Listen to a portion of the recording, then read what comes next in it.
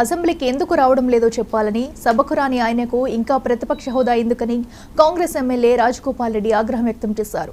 అసెంబ్లీలో ఇవాళ ఆయన మాట్లాడుతూ ఈ వ్యాఖ్యలు చేశారు. 10 ఏళ్లు అధికారంలో ఉన్న బీఆర్ఎస్ ఈ రోజు ప్రెస్ మీట్లు పెట్టి ప్రభుత్వాన్ని విమర్శిస్తుందని మండిపడ్డారు. నష్టాల్లో కూరుకుపోయిన డిస్కంలను లాభాల్లోకి తీసుకొచ్చే ప్రయత్నాలు చేస్తున్న తమను ప్రశ్నించకపోగా తిరిగి నిందలు వేయడం సరికాదన్నారు. నాకు ఆ ఉద్దేశం లేదు.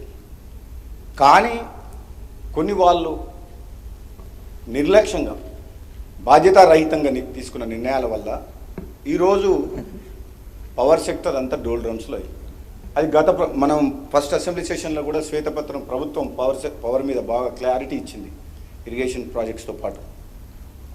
అధ్యక్ష, పదే వాళ్ళు చెప్తుండ్రు రైతులకు మేము ఉచిత కరెంట్ ఇచ్చినామని చెప్పేసి. రైతులకు ఉచిత కరెంట్ అనే కాన్సెప్ట్ ఇంట్రడ్యూస్ చేసింది ఆనాడు కాంగ్రెస్ ప్రభుత్వం. వైఎస్ రాజశేఖర రెడ్డి గారు గ్రేట్ లీడరు.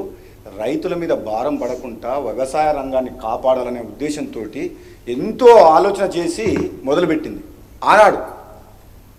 దాన్ని దృష్టిలో పెట్టుకొని ఆనాడు అప్పటి ప్రభుత్వాలు ప్రతిపక్షాలు దుమ్మెత్తిపోసినాయి, ఇవ్వలేరు అని చెప్పి.